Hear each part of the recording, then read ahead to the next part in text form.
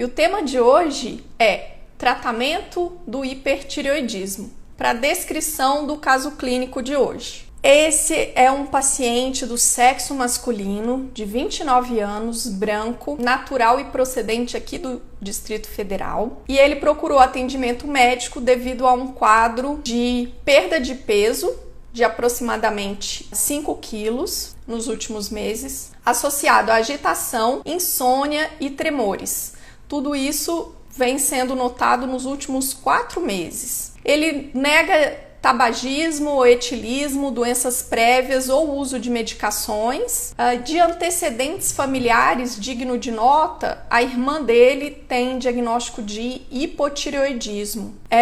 Então, da história é basicamente isso. E aí, no exame físico, esse paciente ele está clinicamente hipertireoideu. Ele está com tremor fino de extremidades, ele apresenta uma pele quente e úmida. O peso dele é de 72 quilos hoje, com uma estatura de 1,76 m e um índice de massa corporal que dá 23,2. A pressão arterial na data dessa consulta inicial era de 130/70 e a frequência cardíaca era de 112 batimentos. Além disso, ele apresentava também a tireoide no exame físico difusamente aumentada. Ela estava 3 vezes o volume normal, mais ou menos, né? Examinando, era uma tireoide difusamente aumentada, não tinha nenhum nódulo palpável, nem nenhuma suspeita, né, da presença de nódulos. Ele apresentava também uma discreta proptose ocular bilateral, mas não tinha sinais de oftalmopatia infiltrativa, não. E também, no exame dos membros inferiores, não havia mixedema pré-tibial. Diante desse paciente, então, ele tinha manifestações clínicas típicas, né, de hipertireoidismo. Então, a gente elaborou a hipótese diagnóstica para ele de hipertireoidismo como um diagnóstico sindrômico, né? Além disso, a gente já deu um passo a mais, porque a gente também pensou na etiologia desse hipertireoidismo como mais provável, a doença de Graves. Então, a gente ficou com a hipótese diagnóstica para ele de hipertireoidismo por doença de Graves.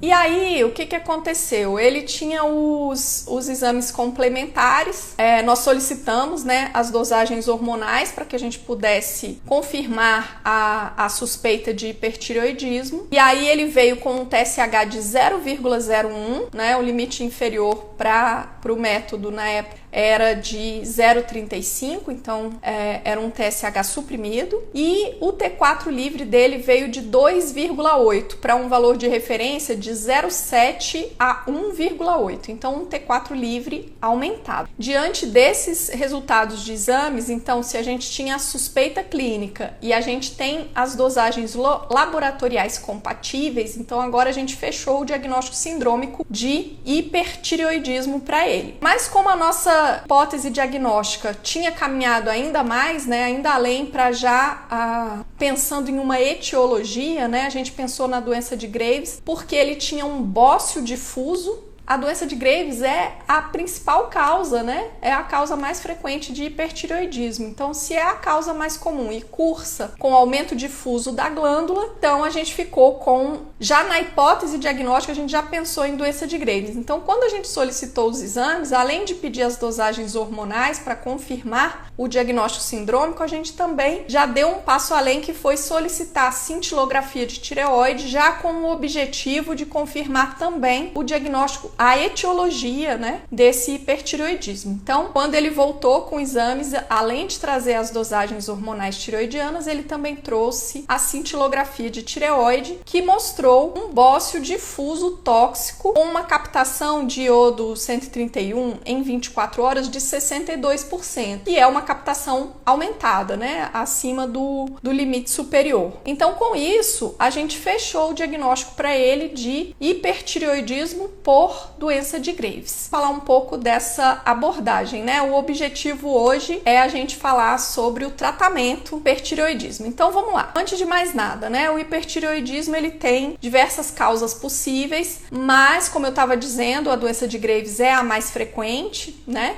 65 a 80% dos pacientes com hipertireoidismo têm a doença de Graves como causa. As outras causas de hipertireoidismo são o bócio nodular tóxico, né? Que pode ser uni ou multinodular, as tireoidites, né? Tem também a chamada tireotoxicose factícia, que é quando o paciente ingerindo, né, hormônios tireoidianos exógenos, e aí com isso ele faz um quadro de hipertireoidismo. Tem também a possibilidade de hipertireoidismo relacionado, por exemplo, ao uso de alguns medicamentos, né, como, por exemplo, a amiodarona. Enfim, essas são as causas mais comuns, né, de hipertireoidismo nesta ordem. E a doença de Graves, então, é a forma mais comum, e na verdade a doença de Graves é uma forma autoimune, né, de hipertireoidismo, em que a gente tem produção de anticorpos que são capazes de se ligar ao receptor do TSH na tireoide e ativar esse receptor, fazer com que a tireoide produza hormônios tireoidianos em resposta à ativação por esses anticorpos. Então a gente vai ter uma produção de hormônios tireoidianos que vai ser independente da regulação pelo TSH, né? Então a gente vai ter o quadro clássico de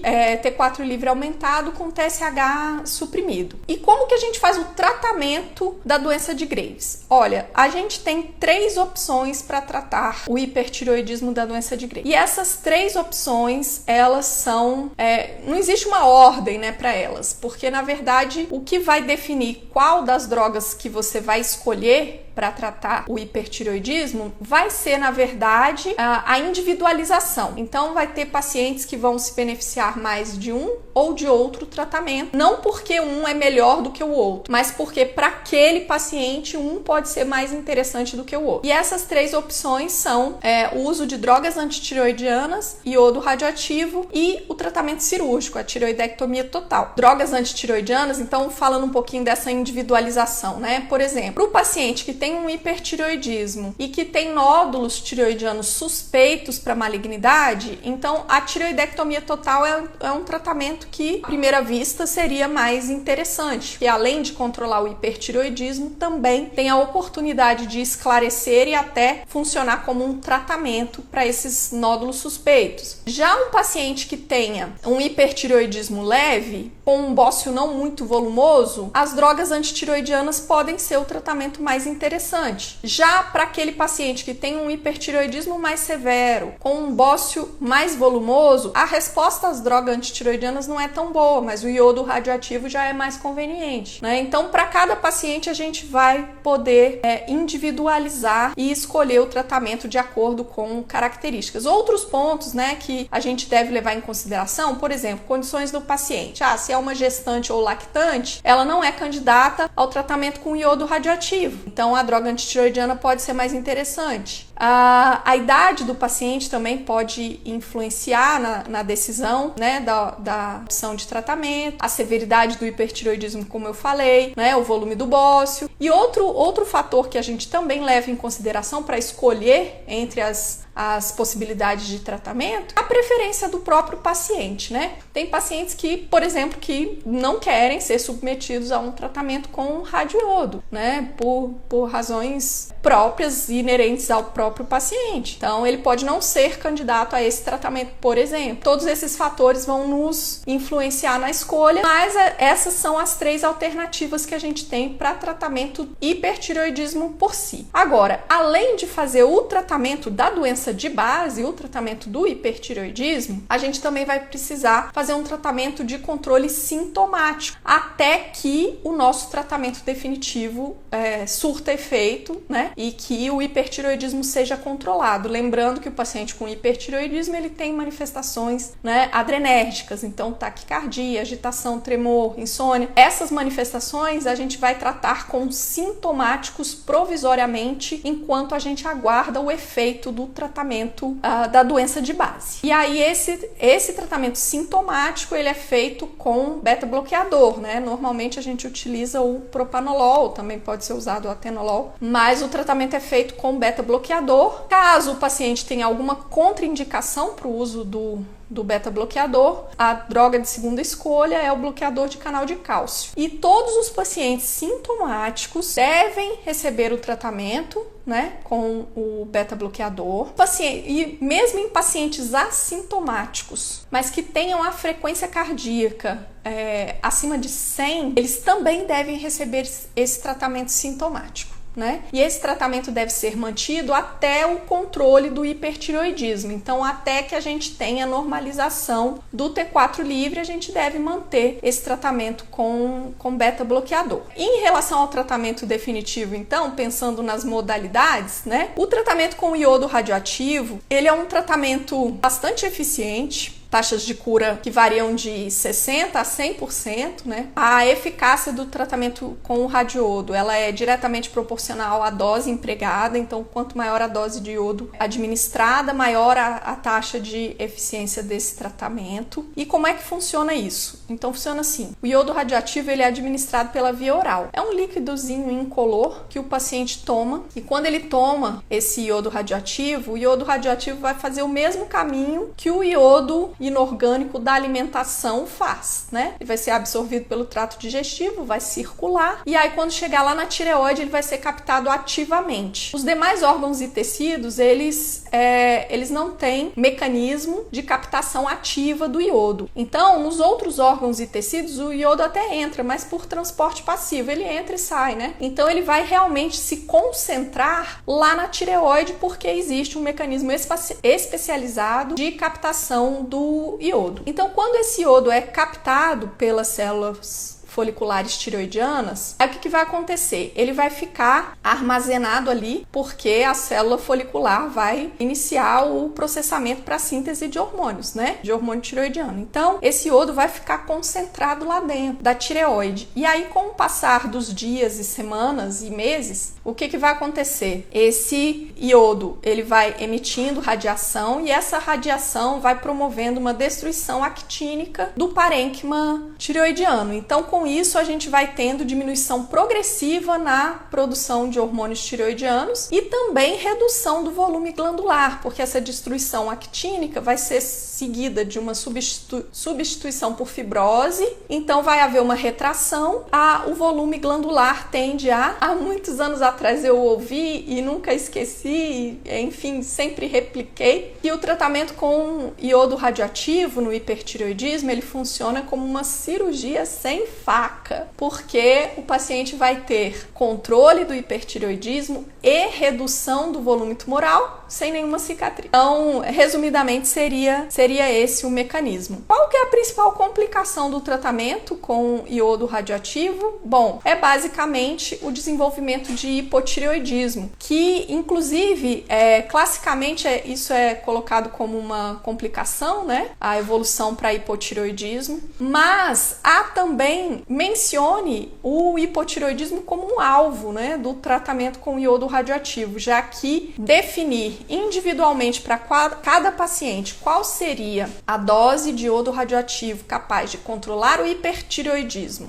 e manter o paciente em eutireoidismo é extremamente difícil. Então, assim, a gente costuma preferir usar uma dose talvez um pouco alta, mas que seja capaz de controlar definitivamente o hipertireoidismo, né, sem a possibilidade de o paciente não ficar tratado do hipertireoidismo, mesmo que isso leve ao desenvolvimento de hipotireoidismo. Resumidamente, o tratamento com iodo radioativo é um tratamento bastante eficiente, né? E quando o paciente evolui para hipotireoidismo, a gente vai tratar o hipotireoidismo conforme os protocolos que a gente conhece bem. Bom, então, o que aconteceu? Esse nosso paciente, ele acabou sendo encaminhado para o tratamento com iodo radioativo.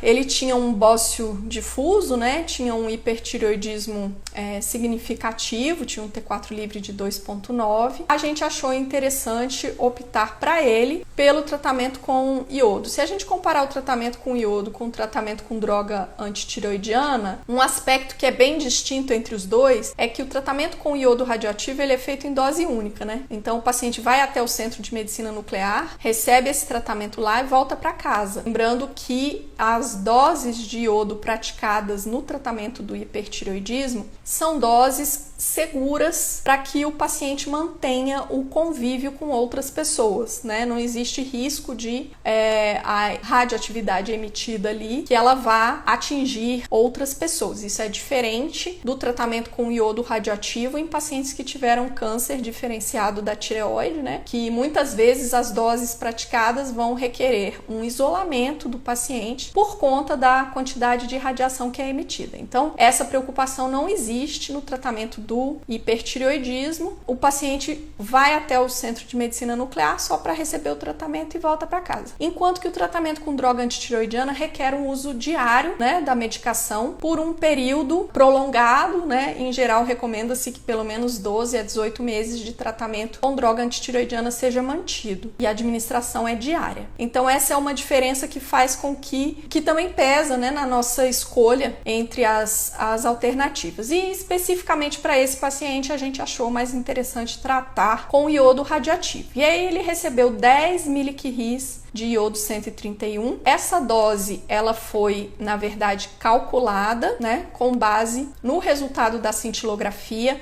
Só lembrando que no hipertireoidismo por doença de Graves, a dose de iodo, ela pode ser uma dose fixa. Existem centros de medicina nuclear que fazem dose fixa sistematicamente, ou a dose pode ser calculada. E aí a dose vai ser diretamente proporcional ao volume da glândula. Então, quanto maior o volume da tireoide, maior a dose necessária, e vai ser inversamente proporcional à captação na cintilografia. Então, quanto maior for a captação na cintilografia, menor a dose necessária para que o iodo se concentre ali, emita radiação e promova o efeito que a gente quer. Então, dito isso, esse paciente também recebeu, além dos 10 miliquirris de iodo, ele também iniciou um tratamento com propanolol, 40 mg de 12 em 12, para controle sintomático. Como que a gente vai fazer o segmento disso, né? Então, a gente prescreveu, encaminhou o paciente para medicina nuclear, e aí a gente deve fazer assim, olha, com 4 a 8 semanas, né, da administração da dose de iodo, o paciente deve ser reavaliado clínica e laboratorialmente. Então, a gente vai aguardar entre 4 e 8 semanas para fazer novas dosagens de TSH e T4 livre. O que pode acontecer logo nessas primeiras semanas após a administração do iodo? Pode ocorrer uma elevação transitória dos níveis circulantes de T4 e de T3. E isso vai se dever a uma maior resposta inflamatória à radiação. Então, o paciente pode apresentar uma piora do seu hipertireoidismo no início, nas primeiras semanas após o tratamento. Geralmente vai acontecer maior liberação, né, de hormônios ali em resposta a esse aporte de iodo que vai chegar, que vai ser um iodo radioativo, né, mas vai chegar agudamente ali. Mas isso vai ser seguido queda significativa dos níveis circulantes dos hormônios nos meses subsequentes, com a medida em que a ação, né, da radiação for acontecendo. Então, nessas primeiras semanas, o paciente pode até mesmo apresentar uma certa exacerbação, né, do quadro de hipertireoidismo. Mas isso é transitório e isso não nos preocupa num primeiro momento, né? A gente só maneja isso com beta-bloqueador. E se for o caso de um paciente cardiopata ou de um paciente idoso, aí a gente vai ter um cuidado maior e até o uso de drogas antitireoidianas pode ser interessante para a gente proteger o paciente dessa piora transitória do hipertireoidismo nas primeiras semanas após iodo. Então, a gente já sabe que isso pode acontecer quando a gente faz o tratamento com iodo. A gente já sabe que pode ter uma exacerbação transitória e que o efeito mesmo da radiação não vai acontecer com menos do que 3, 4 semanas, né? Porque tem que acontecer todo aquele processo que eu expliquei para que a produção de hormônios comece a reduzir. Então, se a gente indicou o tratamento com iodo, a gente vai precisar rever o paciente em 4 a 8 semanas. Esse nosso nosso paciente, ele voltou 4 semanas depois do tratamento com o radioiodo, e aí ele tinha um TSH ainda suprimido, do mesmo jeito, era 0,01, e o T4 livre dele, que antes do tratamento era 2,9, né, no momento do diagnóstico, agora ele veio um T4 livre de 6. Isso mesmo, piorou. Mas isso era esperado, não acontece com todos os pacientes, mas alguns pacientes apresentam essa exacerbação. E o que a gente fez foi orientar o paciente a manter o uso do propanolol e repetir as dosagens hormonais em mais 4 semanas. Na reavaliação, então, quando o paciente voltou, agora já com quase 8 semanas do tratamento, ele já referia uma remissão completa dos sintomas de hipertireoidismo, ele não tinha mais as queixas e ele tinha apresentado um ganho de peso de 4 quilos. Lembra que ele contava uma história de perda de 5 quilos, né, nos últimos 4 meses. E aí, depois do tratamento com o iodo para cá, ele já tinha apresentado um ganho de 4 quilos. No exame físico, a taquicardia, o tremor fino, a pele quente e úmida, nada disso era evidenciado mais. E a gente já observava uma importante redução do volume do bócio ao exame físico.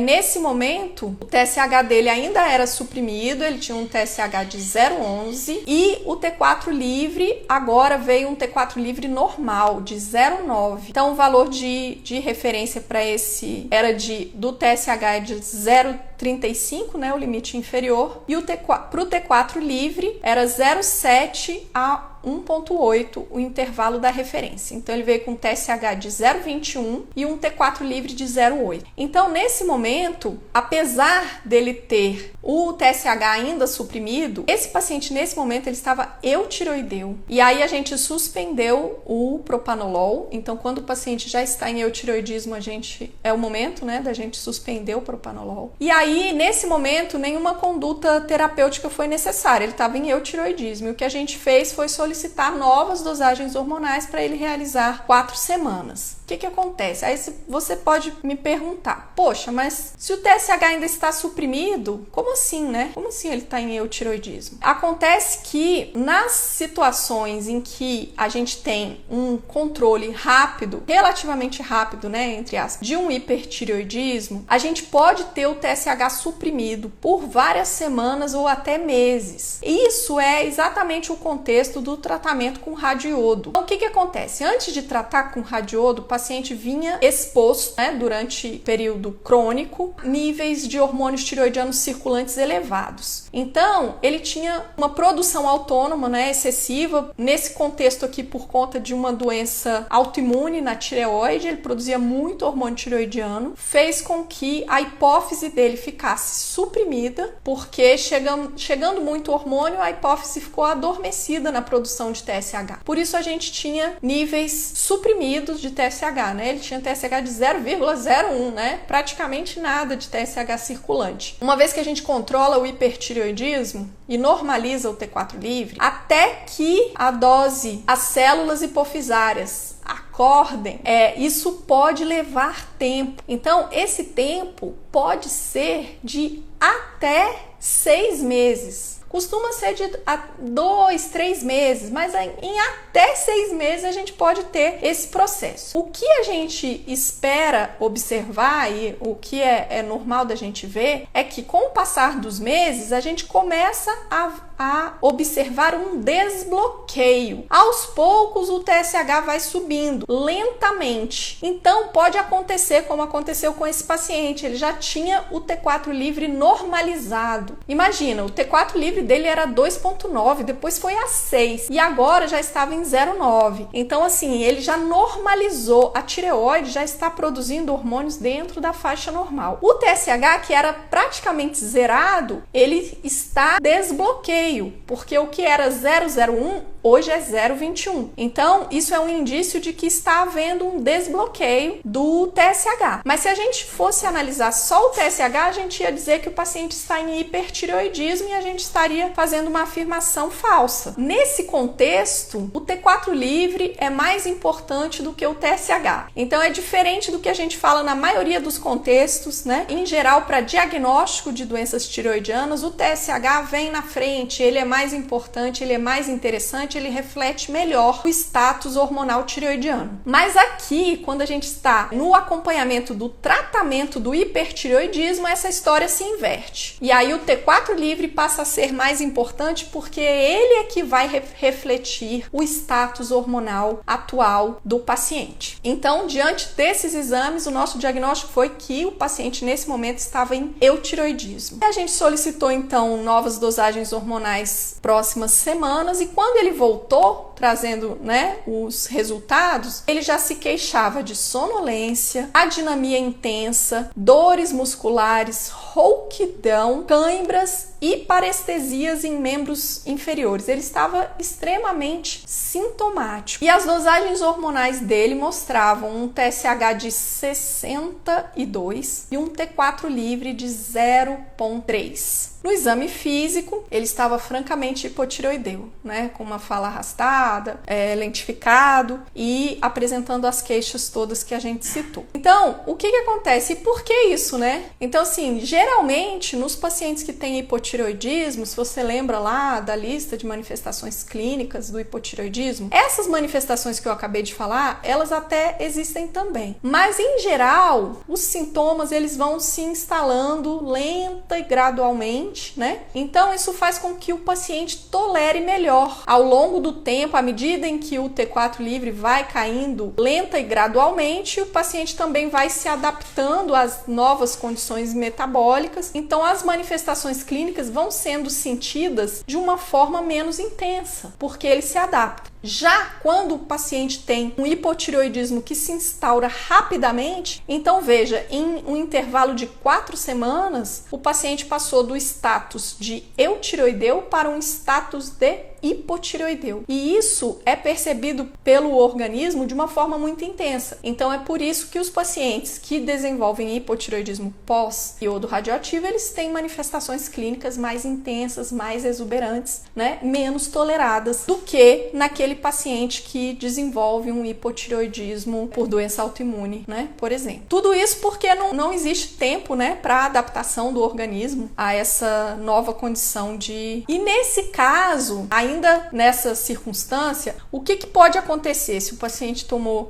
uma dose de iodo, né? A gente ainda poderia ter níveis de TSH ainda meio que desproporcionais. Não foi o que a gente viu nesse paciente, que esse paciente veio com TSH de 65 nesse momento. Mas tem pacientes que já com o T4 livre abaixo do limite inferior, sintomáticos para hipotireoidismo, às vezes tem um TSH de 5, um TSH de 8. Quer dizer, porque o TSH ainda não atingiu, né? A hipófise ainda não se recuperou completamente, por isso ainda não tem aquela produção de TSH tão exuberante. Então você pode encontrar, né? Não raras vezes a gente vê o paciente com, nesse contexto, pós-tratamento com iodo radioativo, com T4 livre baixo, com sintomas exuberantes, inclusive, de hipotireoidismo e um TSH que não é condizente o quadro, a intensidade do hipotireoidismo. Então o T4 livre continua sendo mais importante, até que a hipófise esteja completamente recuperada. Como eu falei, até 6 meses é o tempo que a gente considera para isso. E aí o que a gente fez com esse paciente? Nesse momento, se você já tem o diagnóstico de hipotireoidismo, então é iniciar a reposição com levotiroxina. No caso dele, a gente iniciou com a dose de 100 microgramas dia e essa dose foi ajustada, né, nas semanas subsequentes, conforme a gente faz o tratamento pro hipotireoidismo normalmente, né? Lembrando que esse paciente, como o hipotireoidismo dele foi instaurado rapidamente, a gente não precisa ir escalonando a dose, né? A gente não precisa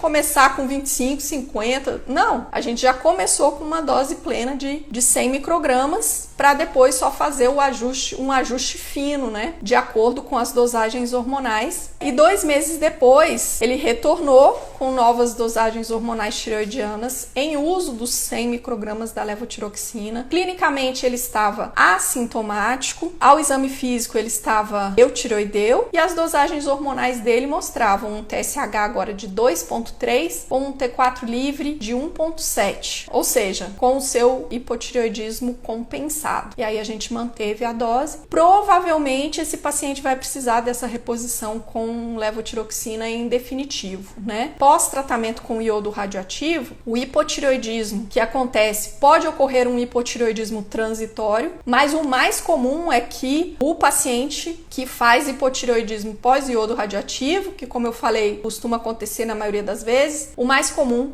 é que esse hipotireoidismo seja definitivo, então que o paciente precise dessa reposição hormonal indefinidamente, né? O que pode acontecer mais raramente, o hipotireoidismo ser transitório e depois o paciente se manter em eutireoidismo, futuramente ocorrer uma recidiva do hipertireoidismo pós-iodo e aí o paciente precisar suspender a levotiroxina, programar um novo tratamento para o hipertireoidismo. Mas essas duas condições últimas que eu citei são bem menos frequentes, né? O mais comum, né? O que acontece na maioria dos pacientes é a evolução para hipotireoidismo definitivo. Reforçar aqui os pontos chaves que a gente teve aqui nesse caso de hoje, né? A gente falou bastante coisa, mas a chave do que eu queria deixar de mensagem hoje é que nos primeiros meses que sucedem o tratamento do hipertireoidismo pode ocorrer uma elevação transitória dos níveis circulantes de T4 e de T3 livres, né, por uma exacerbação transitória do hipertireoidismo. Outro aspecto chave é que o hipotireoidismo de um paciente recentemente tratado para hipertireoidismo, ele costuma ter manifestações clínicas peculiares e costuma ser mal tolerado, né?